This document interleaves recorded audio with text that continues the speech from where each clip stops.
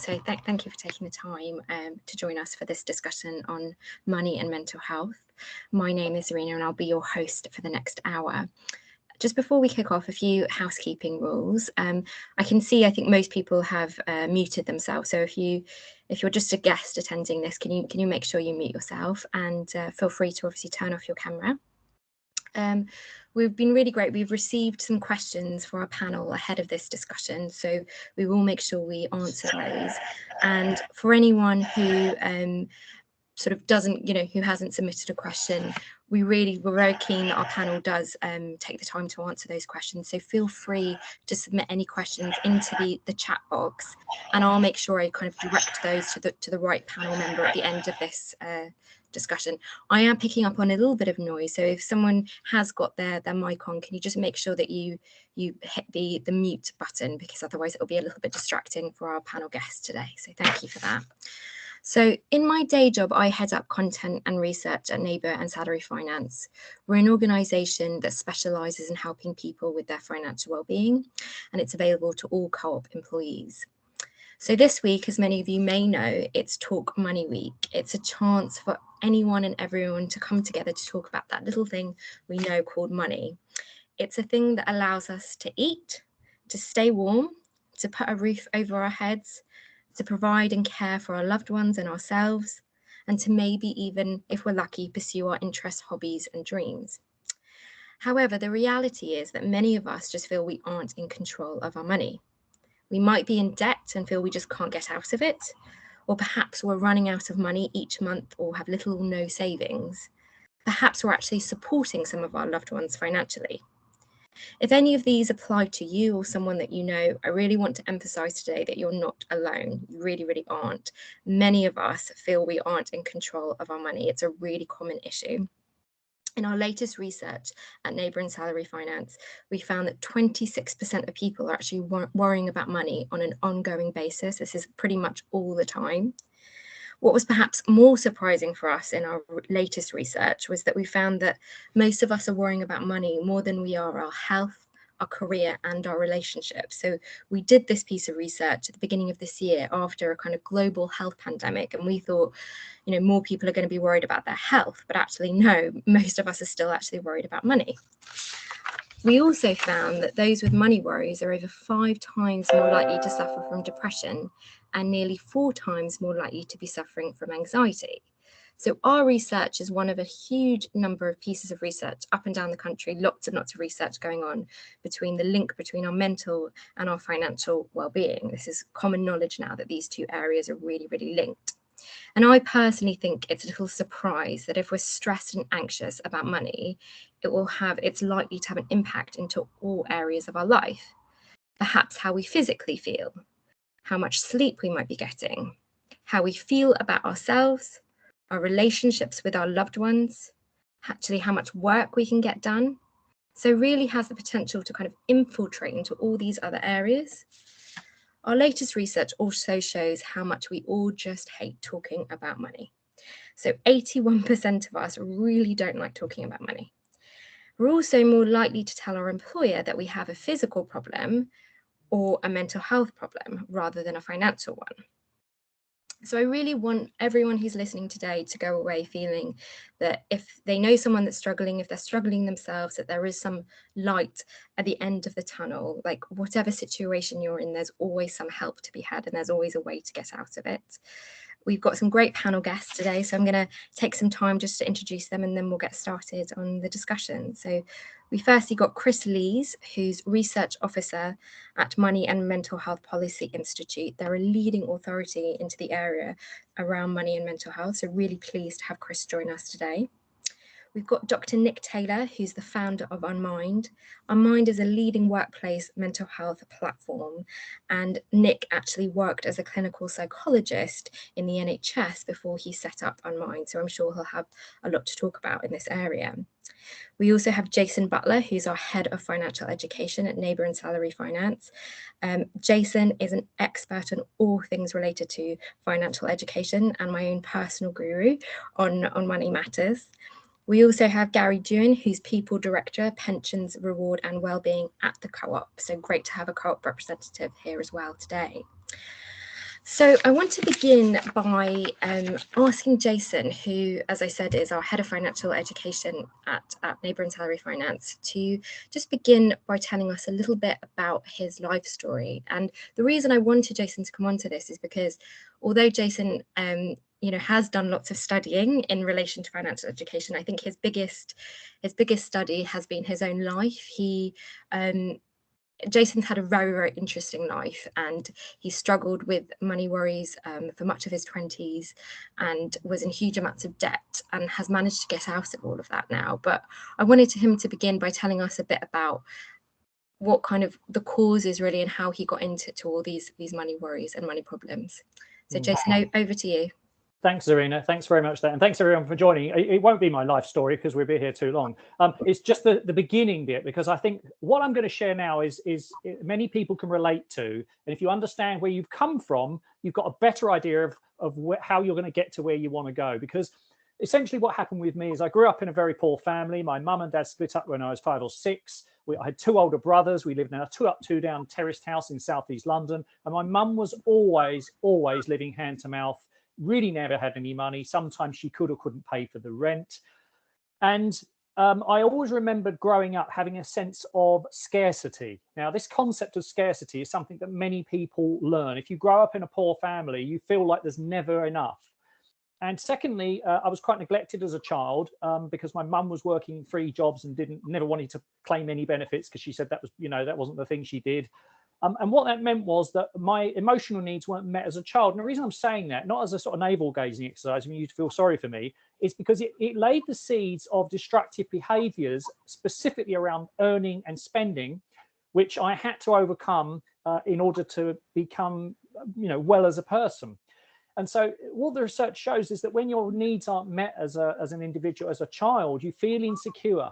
And insecurity, together with being around scarcity and money problems, what it can do, and it certainly did with me, is I didn't realize at the time it was setting up this concept that I didn't deserve money, and when I had it I wanted to get rid of it, or I didn't feel I should earn more than I did, and so it created a set of habit loops and mindset and beliefs in me that essentially what happened was, when I got into my early 20s, I started earning fairly good money.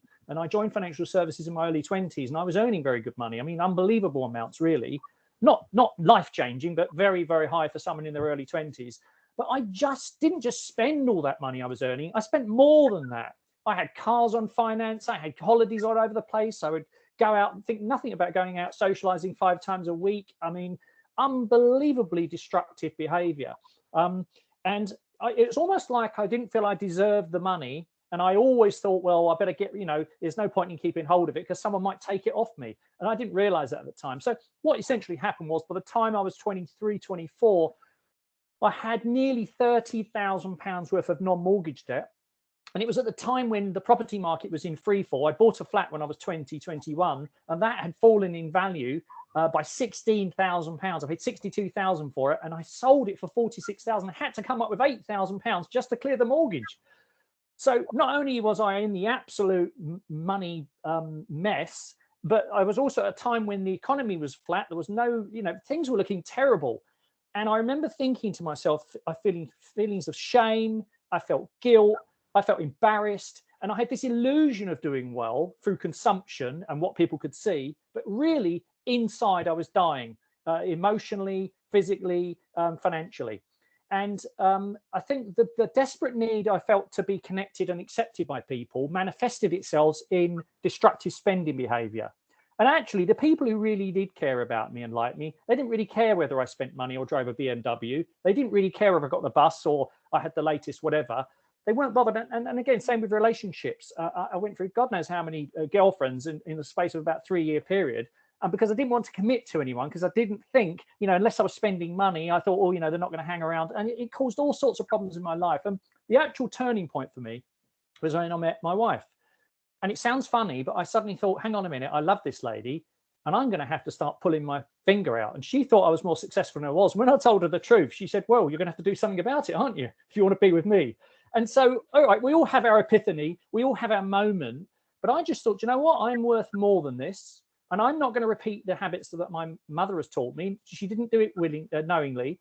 And so what I then decided to do, the first thing I did was I took responsibility. I didn't blame anyone else. I didn't beat myself up. I stopped feeling shame and guilt. I thought, right, I got myself into this. I'm going to get myself out of that. So essentially what happened was I just took responsibility, and I just decided to earn as much as I possibly could and live basically like a monk for about 18 months, 2 years. And I did.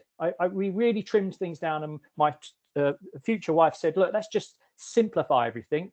She even gave me some money, believe it or not, to so we could, I think I had tax to pay and God knows what. And she said, look, this is an investment in our future. Don't let me down. Now, I don't know about anyone else out there, but when you've got someone you care about and you're really keen on, and you think, well, I'm going to do this. And it was the push that I needed to make me take responsibility. And then all I did was I just focused on making as much money come in as possible. I started getting rid of the debts one after the other. And it was like I said, every time I got rid of a debt, it was like a yo.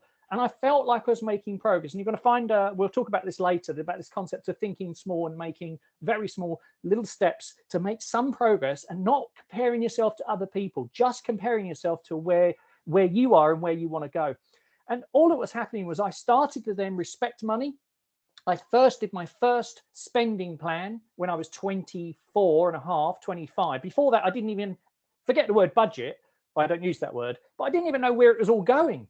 And so I remember what you're saying, I teach the thing called the smart spending system, which is available via the Neighbour and Salary Finance hubs. And that framework was the thing that took me from being a money dunce or a money disaster to becoming a money master. Because as I always say, it does not matter how much you earn. Obviously, you need enough, but it's what you do with that money. And so the turning point for me, Zarina, was when essentially I took responsibility. I had someone else other than me who I wanted to spend, have my future with and eventually have a family. I faced up to where the money was going, and I started to get progress and get rid of the debts. Now, it didn't all go in a straight line. I had setbacks. I had obstacles that happened, and just when I thought I'd got ahead, then something else came up. My car blew up, or something went wrong, or like as you say, the mortgage, the negative equity. But I know it can be done. I know you can go from feeling really bad about yourself, and the finances are really just a manifestation often of that, to actually feeling not perfect, but that I'm worthy of doing the right things with my money. And now what I am is much more mindful. I still have my moments. I still have things when I buy something I shouldn't have done. I think there's a report out today about regretted purchases. I mean, I've had loads of regretted purchases, but they're much less now. And when I have a mistake or a wobble, as I say, or a fall off the wagon, it doesn't blow me out of the universe. It's just a mere ripple, because we all make mistakes, right? And where I am now, and this is just the final closing remark, is I have a healthy relationship with money. Money is no longer my master. I do not give it any more power than it deserves. It's merely a unit exchange, but I respect money. I believe I deserve to have money, only enough. I keep my lifestyle very, very simple. I don't covet to have anything more, regardless of the ability to spend, because I'm mindful about my spending, because my spending is in tune with the things that matter to me. And so therefore, and I have to give credit to my wife on this, because she was really the catalytic point. But here's the thing: even if you don't have someone that you want to do it for, find something else beyond yourself that there's a reason for you to get control of your money. Because when you are on the front, and don't get me wrong, I still have times when I worry about money. Like, I'm human, right? If I get a bit down, or I've had a hard week and I'm start feeling a bit sorry for myself, I'm human. That's okay. But in reality, I'm in such a better place now at 52 years of age, still being a flawed individual. But I feel that money now is my servant, not my master. And I feel I have more than enough to live a full life. Are there people with more than me? Yes. Are there people with less than me? Yes. And so now what I feel about money is that once you actually get rid of its power over you, and you are mindful about the use of money in your life, then what you can then start to do is you start to actually start living, and you start enjoying life. And it's not about consuming, and it's not about how much is in your bank balance. It's just feeling that the choices that you make are your free choices that are in line with your values, and that you are never going to be blown off course by other events, and that you are in control. So that was my potted history. It's a very interesting history, Jason. Thank you so much for sharing it. I think the thing that always strikes me the most about when you tell I've heard the story a little bit before, but the thing that always strikes me the most is this idea of honesty with oneself. And I think what happens to a lot of people is that there's this sense of like, I can't, with the honesty comes a sense of shame and comes a sense of, and it's interesting that you mentioned that you were honest, but the voice in your head, you weren't prepared to necessarily continue to listen to that, and that you were, even though there were those setbacks along the way, that you still kind of continued to act in a positive way, even maybe with those, because I'm just aware that when you've had sort of financial problems, the voices in your head, the sense of saying, you know, I'm a failure, I'm not worthy of anything, and all of that kind of stuff, were the setbacks, were those voices still continuing even throughout the progress? Yeah, that's a very good point. What I did was I stopped saying you're an idiot, you know, I'm an idiot, I'm a failure. What I said was I've made mistakes. I've done some unwise choices. Okay, that doesn't mean I'm a failure or I'm a mistake or I'm a loser or I'm unworthy. And I disassociated that, and I started to say, okay, you've made mistakes. It's fair enough, make mistakes, or ideally avoid them if you can. But making mistakes is how you learn. And I thought, well, I'm 24 years of age now. I've got a chance to turn this around. But even if you're 34, 44, 54, it's never too late. All you have is today, and then you can take the next best step. So yeah, honesty and stopping that voice being negative and just accepting it for what it is and moving forward. But I'm sure the other panelists have got views on that. Yeah, well, I wanted to kind of bring in, I think one of our panelists might be struggling a little bit to get in, or I don't know whether he's joined us now, but one Dr. Nick Taylor. I've arrived. Oh, you've arrived. That's great. Brilliant. Right. I'm so sorry for that. On my third device, I managed to break through the system. Brilliant. So apologies. Nick, thanks for joining. So, Nick, I did want to bring you in slightly here. So, obviously you're a psychologist, worked in the NHS for a while before you set up Unmind, and I'm intrigued to know what you think in terms of sort of Jason's story, which I think is a great story to share. What do you think happens to the brain when we're actually struggling? Why can it be so hard to be sort of mentally strong if we're suffering financially? Yeah, well, it's a really great question, and Jason, I'm sorry, I arrived halfway through your story, and so missed the beginning. I do think that you commented on a few things which I think are so relevant, and one is around this negativity bias that we all have, and human beings, like any animal, really, we're very good at spotting danger because it keeps us safe. And one of the kind of evolutionary things that we have as a species is this kind of critical voice that we can use to kind of direct us and keep us safe, and that can be really helpful. I.e., I'll take a step back from the edge of the mountain. I won't dive headfirst into the shallow end of the swimming pool, but it can be really unhelpful as well, and can actually turn on us and become not a valuable asset in our lives, but a negative asset, and that can create feelings of shame and guilt.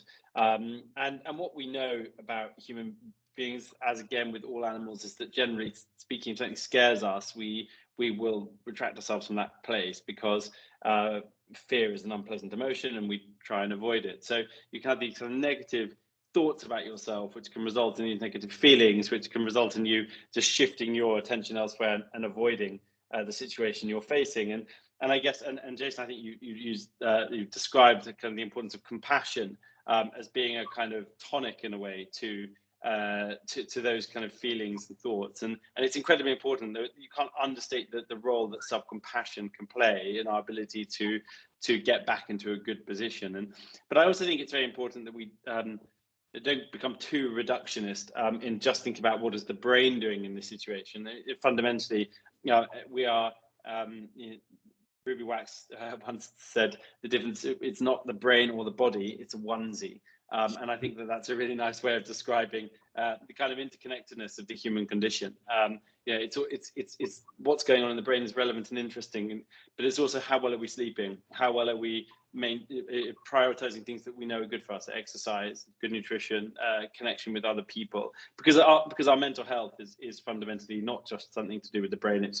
You've got to think of it as a whole person topic. Our psychological life, our social life, and our physical life, and all these things together compound to create the mental health that we have on any given day. But you could go very granular in detail what's happening to the brain from a neuroscience perspective, but you'd have to get a different panelist to give you a very convincing answer. But I can give you the kind of psychological perspective. Well, that was really interesting. Thanks for that, Nick. I think I'm quite keen to bring Chris in now, because Chris obviously comes from the Money and Mental Health Policy Institute, and you know, we can talk about, you know, when you're struggling financially, what that does to your mental health. But I'm keen to know from Chris more of the kind of what can happen, you know, as a starting point if you've got mental health problems. Yeah, so there's definitely something we see in our research, that it's this connection between the kind of financial difficulty and mental health problems, and that it's not just a one-way thing of, yeah, if you're having financial difficulty, that causes stress and anxiety. Also, if you're struggling with your mental health, going through periods of poor mental health, then that can really impact how you manage your finances. So for example, a lot of the people we speak to kind of describe it as like a brain fog when they're unwell, and that just makes any kind of financial decision making so much harder. So kind of weighing up decisions and kind of processing information, it can be so much more difficult if you're really struggling with your mental health. But then there's equally kind of different symptoms and mental health conditions that could then impact people in different ways. So some people might have increased impulsivity, which means that they might be spending a lot and kind of struggling to control their impulses when they're unwell. Whereas for others, it might be things like low mood, low motivation, low energy. So actually being able to motivate yourselves and kind of deal with the problem can be really difficult. And, you know, a lot of what Jason talks about is really illustrative of what we kind of see more widely. And you know, stories like that really do show some of the facts, you know, that you read out at the beginning, Zareen, and the facts we found that this is a very common issue, and it can often be, yeah, really difficult for people. And it does work both ways, one impacting the other, and people can really get stuck in this kind of vicious cycle where it can be quite hard for them to break out of it. I know we've sort of mentioned, and I mentioned previously around this idea of shame, and Nick touched on that as well. I'm keen to know, and this is a question really for all the panel, around, I think we've maybe agree that maybe shame is an unnecessary emotion or feeling often, but you know, we all do make mistakes, and you know, we do need to be accountable for those, and you know, perhaps regret is a natural element of what it is to be human. So I'm keen to know this idea of kind of the difference between necessarily regretting things and sort of saying, you know I made some mistakes, I know this isn't quite right, and being accountable for that, and the difference between that and shame, and where those two things can maybe go wrong. Does anyone have anything they'd like to say on that?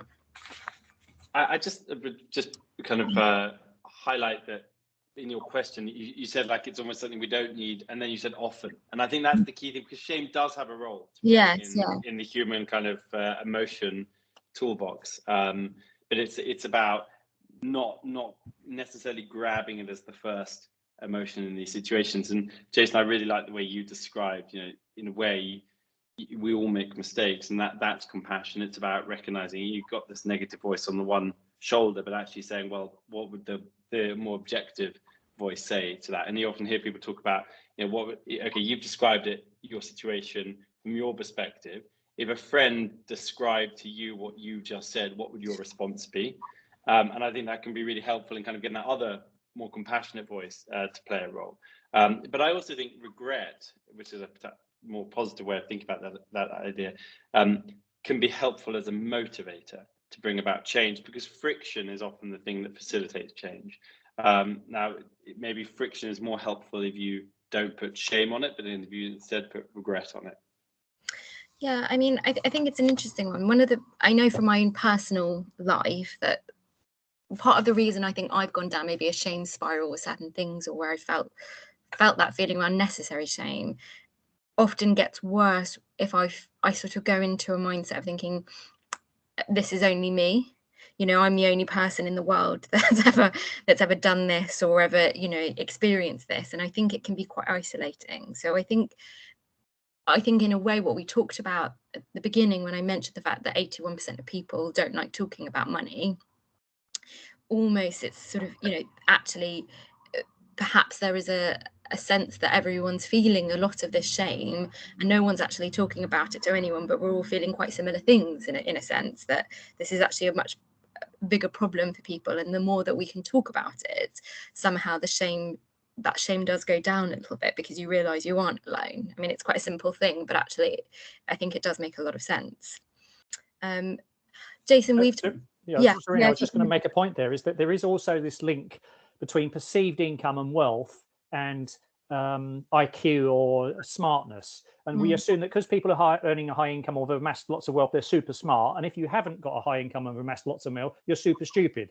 And actually, we all know that the real world is there's lots of things like luck, stuff that happens. We're not saying don't take responsibility, but we mustn't always assume that because someone hasn't got a high income or hasn't amassed lots of money, that they're somehow stupid. And there's this problem in society where immutably deep down these messages are within media and beautiful people and all this kind of stuff, and social media amplifies it, that somehow money is a proxy for love. Money is a proxy for wanting the attractiveness. Money is a proxy for who your self-worth as opposed to your net worth. And I think it's that's the subtle thing which is behind a lot of people's feelings of shame, regret and embarrassment, and a failure to want to confront the issue that money is just money. We need some of it, but it's not the be all and end all.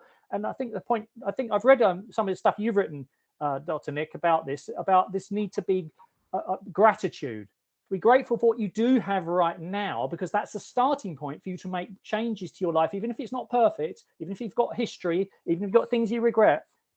Being grateful for what you do have and not what you don't have, or the mistakes you have made, but learning from those is the first stage of moving forward to what we call the miracle conversation, which we can touch on later.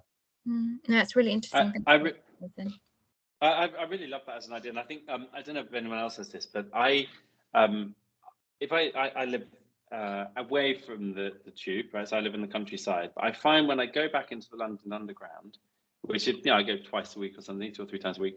By the end of a tube ride, I am struck by so many things have been planted in my mind about things that I should want to have for my happiness. Be it, I want to wear this, I must get that coat, or I must get that new set of headphones, I must get this, because the way advertising works is by and large to make you think that if you have that thing, your life will be better. And therefore, I think it's really maybe I'm more susceptible to advertising than others. I don't know, but I certainly am susceptible to it. And I think it's really important to normalize for people that actually that is what you will experience. You are basically put in a situation where a message is being conveyed to you, and the purpose of that message is to make you want that thing, and that's normal to respond in that way. That doesn't mean that's not a reflection of you being a failure or negative, and in a negative reflection on you, it's a reflection of the advertising working and doing its job on a human being. And I think that makes it very difficult to manage. If I think about my own life, I find that very difficult to resist the temptation to spend on those things, even though I know they have no material impact on my ultimate happiness. And I think that's the role of gratitude does play a really important role here, because it helps us to notice the things that really do bring us genuine joy and contentment and happiness. Yeah, I mean, Nick, I completely agree with you. I think if you look at the last, 50, 60 years in terms of how the world has completely changed dramatically, and the way that we all live, our access to information, our access to, each other, and things coming at us all the time, but also our access to to credit as well, and the way that we live in the kind of financial system, that we're encouraged to be spending all the time. So I completely agree with you on that. Jason often talks to me about this idea that actually, we're not all in crisis mode a lot of the time, that actually life does bring these inevitable ups and downs, and that we all have to find ways of coping with these inevitable bumps in the road. Interested to know what the panel generally thinks about this, and kind of what advice you might give, and places and resources for people to look at. Chris, going to start with you for that one. Yeah, so I think it's a really good point, and it's really important, to think that not everyone will be in this kind of crisis kind of mode all the time. And what we found with kind of people's mental health problems, that they can fluctuate in intensity and then kind of duration. So not everyone will be kind of experiencing this connection. So I think it's really important to make that point, but then also you might find yourself in that position.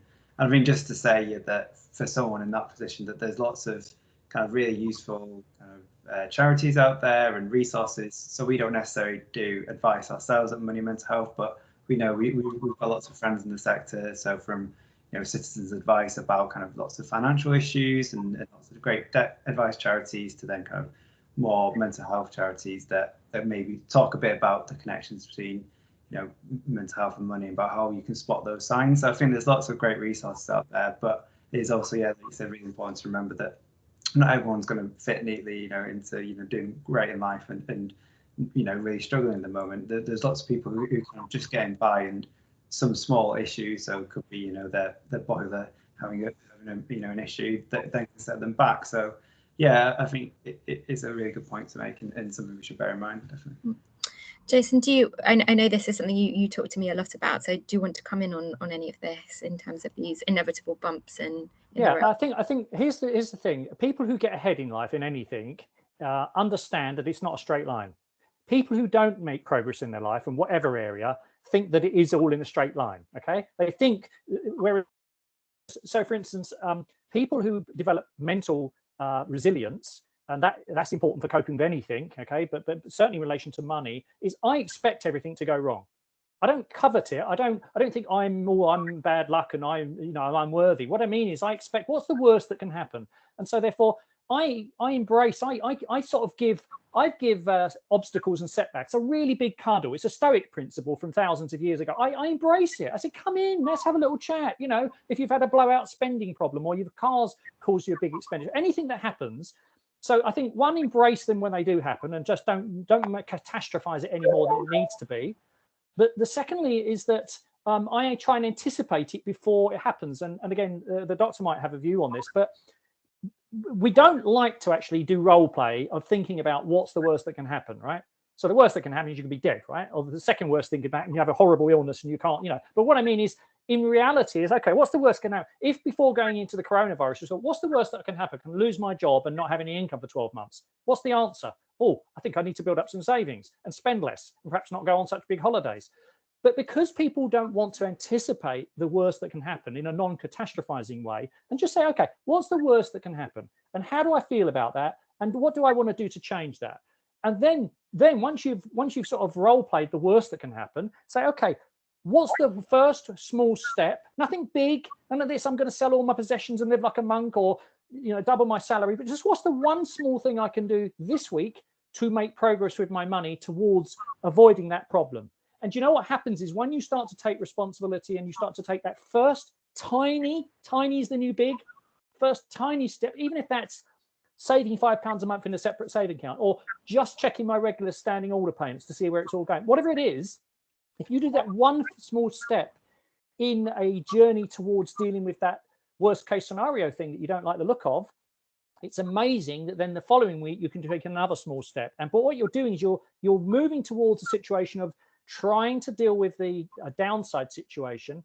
And you know what happens? It actually starts building confidence. It starts meaning you can take more chances in life. It starts actually making you feel like a winner, and it starts making you feel like you can win with money. And that's half the battle.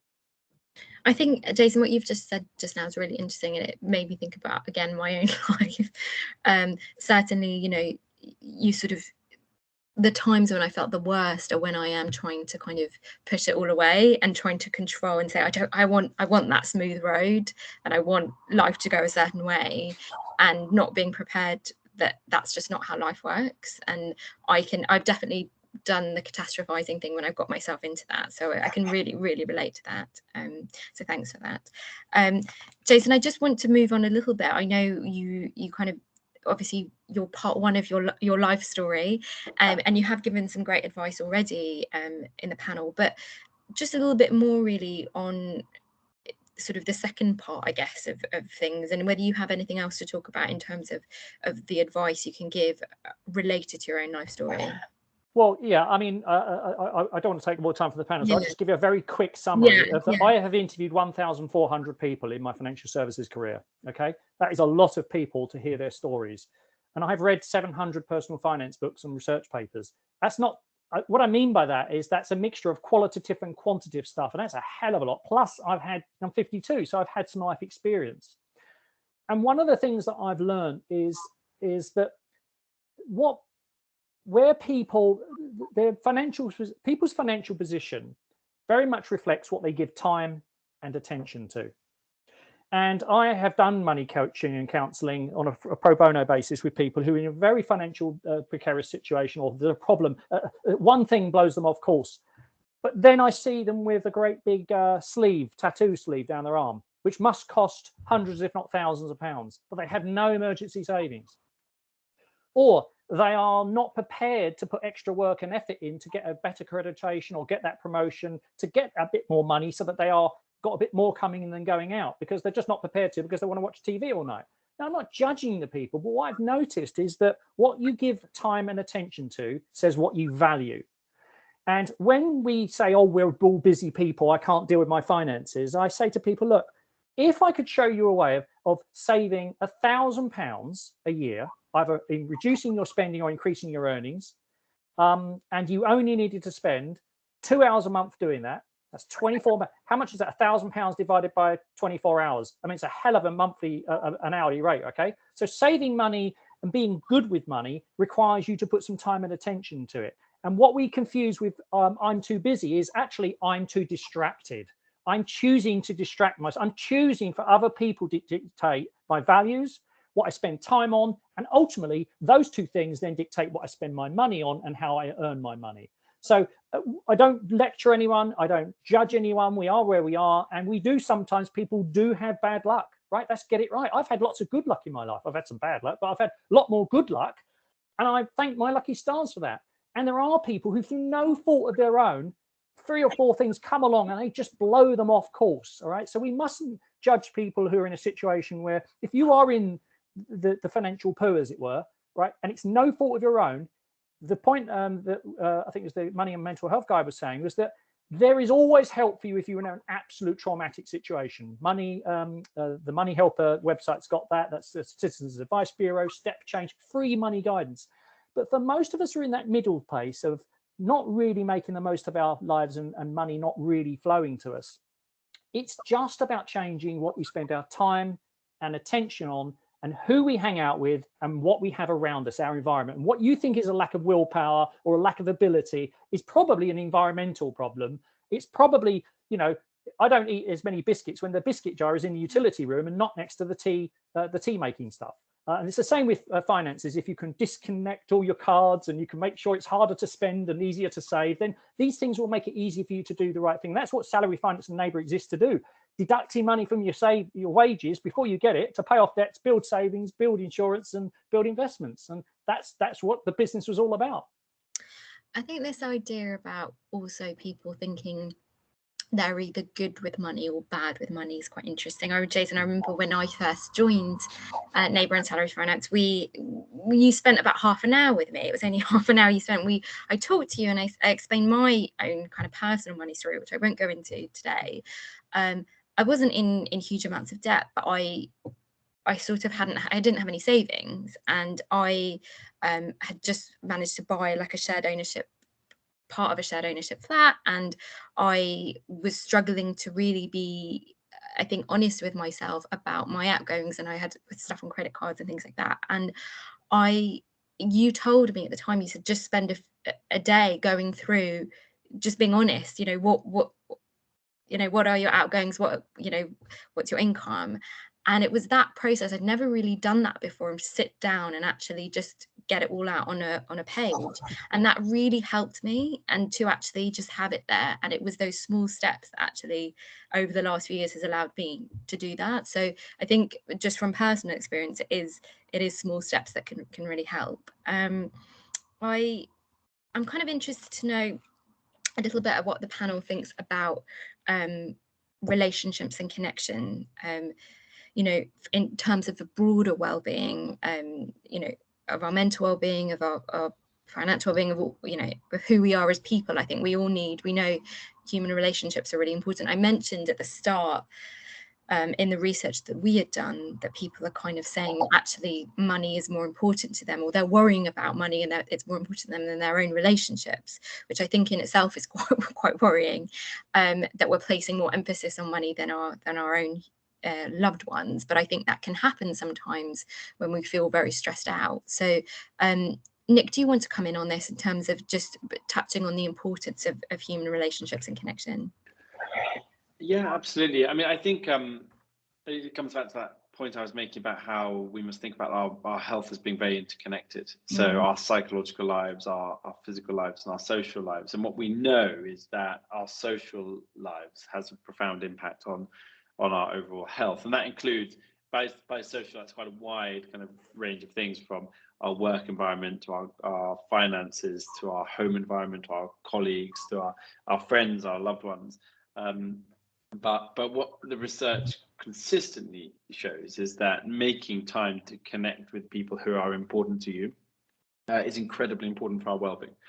Making time to listen well to your loved ones and be heard by your loved ones is incredibly important. And therefore, I think you can't overstate the role that connection can play. And there's often these often cited quotes which are very meaningful still, things like, problem shared is a problem halved. It is true. There is genuine value to our well-being in a sense of deep connection, and it should be prioritized as a daily point. So if people kind of are struggling, and I mean,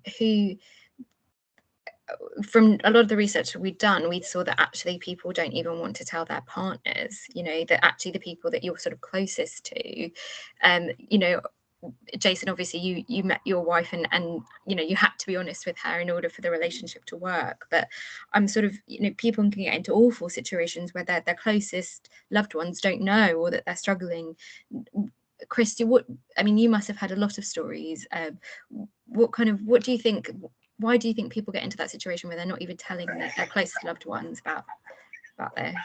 Yeah, I think a lot of that comes back to the earlier conversation, kind of around the views that what people should be doing, but I also think there's still probably quite a lot of stigmas around issues like this, so debts and kind of struggling financially, that people kind of obviously blame themselves, and it's what we hear throughout all of our research, whether that certain behaviours like gambling, or kind of then even things like being the victim of a scam. People just feel really ashamed about, how could I be in this position, and then that means they don't want to tell their loved ones, because they don't think the loved ones will understand or will really know what to say. And even if they do, sometimes it is that lack of understanding. So if you tell someone, they might say the wrong thing, and then that can make things worse. So it can be really difficult for people to try and actually take those first steps, and they are small steps, but they can be really important. But there's still quite a lot of people really don't feel comfortable talking about these issues. And if obviously on the other side of that, I think listening is really crucial, and then someone kind of talk about it at their own pace, and then obviously you're not an expert in financial matters or mental health or whatever, so they're kind of pointing them towards something that might be able to help them, and then you can be there to support them, but there are people who are actually professional who can kind of deal with these issues. But it's definitely something we see, and hopefully things like the Tall Money Week will help people feel more comfortable. But I think as a society there's still definitely some kind of stigma attached to a lot of these issues. Just to make a comment there, Zarina, just that's for Chris's point, is that really when we talk to someone about something that we feel we're not good at, or it's not going right, or we're feeling vulnerable, and feeling vulnerable is a skill that you actually have to learn. I do keynotes, right? And I show my vulnerability on the stage, right? That is hard to do in front of 200, 300, 400 people. But the point I'm saying is that by being vulnerable, actually people will connect with you better. And actually they haven't got it figured out either, right? And they say, oh, I thought it was just me. And one of the questions you had was from someone about how do I help someone who's struggling? Well, one of the ways to talk about it's a bit like if you had sexual problems or you had physical problems. Don't actually confront it head on. Talk about like, I had this problem recently, and this is what I dealt with it. I don't know, I must be the only one experiencing this, but I found this has really helped me. And suddenly, if they feel like they are safe and they feel like they're going to be heard and not judged, then people might offer up how they're feeling. You've got to make it easy for people on their own terms to express their feelings. And one of the things I say to people is, if you don't have much money, whether that's income or capital, don't focus on getting more money. Focus on getting more people, good people in your life.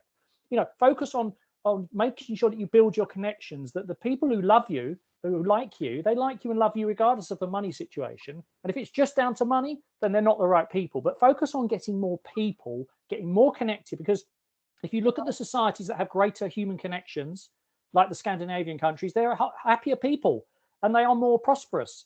And there's something to that. You know, when we feel like we are not alone, we feel like we can do anything. You do not need to suffer in silence. Yeah, very well said, Jason. Gary, I'm going to bring you in here. As we mentioned before, Gary's People Director of Pensions Reward Wellbeing at the Co-op.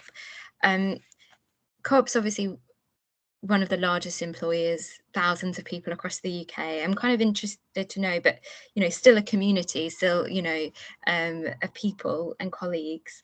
And keen to know, Gary, what you think about this from a sense of kind of connection and community and relationships at the Co-op. Yeah, I mean, the thing is, Serena, for us, well, we're really serious about well-being, right? I mean, a few years ago, people talked about benefits and an employer would offer certain benefits, and we moved that from benefits to well-being. But everyone's doing well-being, aren't they? But what does it actually mean? And the more we listened, I mean, I've got to be honest, when we first started doing this, quite a lot of the initiatives were driven from the centre, almost, you know, things that I thought were a good idea. And the reality is most things that I thought were a good idea weren't a good idea because we weren't listening to people. And when we did start to listen to people, you actually understood the things that mattered most to people. And it was real everyday things. So whether it was physical well-being, mental well-being, or financial well-being, as the panel have said, a number of the times those things are blurred and one merges into the other. But we started to move towards it because actually the whole purpose was we want colleagues to be able to access information, whether it's just for them or if it's for their families or for within their communities. So that's why we started to move towards the wellbeing products and services to get people towards the information that they needed most when they needed it. And, you know, as we said, it's not necessarily about being in crisis, it's about knowing where to go for information and knowing where to go when maybe you can't speak to anybody, you don't feel confident speaking to somebody. So it was all really out of that, and everything we've produced to date really has been driven from what colleagues have asked us to do, the things that mattered most. So, for example, things like financial well-being, a number of other organisations said to me, I'm not sure you should go there because I think you're straying to territory that's beyond where an employer should go. And we didn't agree with that because our worry was, we weren't helping anybody if that's what we did. So we did move towards financial wellbeing products and services. We weren't trying to throw them at anybody, but it was just really important that we put them out there. And I think so the big thing for me is colleagues understanding what we offer and that we're really serious about this. We want our colleagues to take the time to understand, to hear, to share all this stuff. That's the reason why we're running this session today and indeed all this week. It's just so important that people go out there and talk about it because one of the biggest challenges we've got as a Co-op, 62,000 colleagues, but they're not all in one place. They're everywhere. No. And actually it's far more powerful when colleagues talk to each other than if I go into my local Co-op and they're so wary of me now, they run a mile because they know I'm going to start talking about neighbour or salary finance or wage stream. But the reality is we need colleagues talking to each other, and the more they do that, the more they'll actually help each other. So that's the colleague community. But as I say, a lot of our things aren't just for the colleagues, it's for colleagues' families and beyond. Gary, for anyone, I mean, it's brilliant. I think it's an incredible sense of community there, and also really listening. And, you know, not it just being a sort of one-time listening, it's an ongoing process, like you're saying. For anyone who's on the call today and who's listening, who might be struggling with any of the things we've spoken about, or who knows anyone that is, what advice would you give them in terms of where to go and what to do as an employee? I think in many ways the easiest thing to do is to go to the colleague site, which has all the wellbeing benefits in there. Register to be on the LifeWorks site. The LifeWorks is available 24/7. There's a helpline there. It's not about a crisis necessarily. It can be about anything, absolutely anything. And I think just being familiar with where you can get that information, even if you don't need all of it, is really important because then when you do need it, you know where to go to. So I think that's for me. There's an awful lot of material on the website which anybody can access from anywhere, really. So I think that's the critical thing for me is access just some of the materials. And once you access some of it, there's also links to other pieces of material and other support and services. So it becomes very easy, I think, to move from one to the other. But I think it's just starting. Once you start and register, you know, you will go back to that source material time and time again. Okay, so that's a good start for anyone that's listening that hasn't done that already to start doing that for sure. So just we did get some audience questions, and like I said, if anyone does have any questions and anything they've heard the panel speak about today, do put them into the chat box. We will ensure we get back to direct those questions to the right panel member who will get back to you. So please do put your questions in. But like I said, we did get some questions before the panel. Jason, I think, highlighted one already, which is to do with, if you've got a friend, they're struggling, but they won't admit it, what can they do? Does anyone else have any advice on that for a friend that kind of won't admit they're struggling? Nick, did you have anything on that one?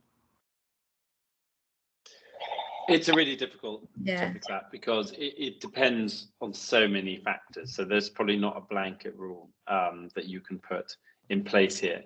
I do think that I'm always slightly wary of this notion of kind of spotting signs and symptoms of any problem, because people talk about it all the time with mental health. And despite how, sorry, you can hear my puppy in the background, so I apologize, it's not me growling. This idea of being able to spot signs and symptoms, and even after many years of professional psychology, I still can't spot signs and symptoms. You can't become a Jedi, and I think that's true with financial health as well. People are very good at hiding problems. I think the thing that we can all really aspire to do is to learn to listen well. And because that allows for conversations to open up, and in those conversations will often be moments of honesty if we're listening well. And with those moments of honesty, we might be able to provide some support. And Gary, I think what you're talking about in that kind of place where you can go and find resources that are relevant across the board is just being able to signpost to a resource like that is incredibly valuable. You don't have to have the answers as the colleague or friend or loved one, but just being able to signpost. And then I think probably the other thing I think that we can all do, coming back to an earlier comment or topic around normalizing, the number of times I've sat in the therapy chair and somebody sits there, has sat in that chair opposite me and said, "Oh, you won't believe how weird I am, or how odd I am, all of these kind of negative ideas, and I'm just one in a million. No one ever has been as messed up as me." And then the next person to come in the room sits in the chair and describes exactly the same problem and sees exactly the same words. And really what it speaks to is the fact that actually we're all quite similar. And I think just really normalizing these topics so that it helps reduce shame and stigma around them. And then also I think whether it be physical health, dental health, mental health, financial health, these are fundamentally parts of our life that we have throughout depending on which one you're looking at, but either across our entire adult life or our entire life. And that we should take a proactive and preventative approach to all of them. And I think it's really important, if we want to normalize the topic of finance, let's not let it just be the exclusive domain of problems. It's a part of all of our adult lives, and by normalizing the topic, we get more comfortable talking about it. Practice makes perfect. Making sure that we are practicing the conversations routinely with our friends and colleagues to help open up, in combination with good listening, the opportunities to support one another wherever we can. Yeah, thank you for that, Nick. We did receive one more question, which was it's quite a broad question, quite a big question, around what the UK government can do to help with mental health in the UK. So this is quite a big one. Chris, I'm going to come to you on this one for any opinions on this or any insights of what you think they can be doing. I mean, it's a great question, but it is a broad one and could be here for a very long time. We'll answer it. But I mean, what a lot of our kind of recommendations are often kind of looking at the money and mental health angles, so they're often quite niche, but one of the big things I think around mental health is funding, and making sure that the services have the right funding and that people kind of access those services within a good timeline, because having delays and having waiting, it makes it harder for people to recover or to get the support they might need. So I think that's one of the crucial things. And for us as well, it's kind of maybe introducing money worries and stuff like that into kind of those journeys, so that people can understand how mental health and money is connected. So when they're getting help for their mental health, that they also know where to go to then for any financial issues. So I think I'll probably focus on those two, but there are obviously lots of others around kind of access to benefits, because that's mental health and employment, etc. But I think funding is probably one of the crucial ones. I'm going to add in my own opinion on this one, if that's okay as well, which is that I think the way that that we sort of health is treated has been very separate, you know, within the NHS, that, you know, we still treat physical health and mental health very separately. And, you know, we do have departments for different things, but often those departments aren't necessarily always communicating the best either. And so when people, for example, are diagnosed with a physical illness, you know, let's say a cancer diagnosis, they get sent to a psychologist separately, and then they have an oncologist who's treating them separately as well. Often those two people aren't necessarily communicating. So I think there's also a sense of communication within that as well that's quite important. That's just my personal opinion on that. So I want to finish by really asking, we've talked about a lot today, so thank you so much for joining us, but I want to finish with a kind of a final point really from each of my panel guests on the one piece of advice or one key takeaway. You know, if someone's going to go away with something that they're going to remember, one thing, what would it be? So Chris, I'm going to start with you for this one firstly, if there's one thing.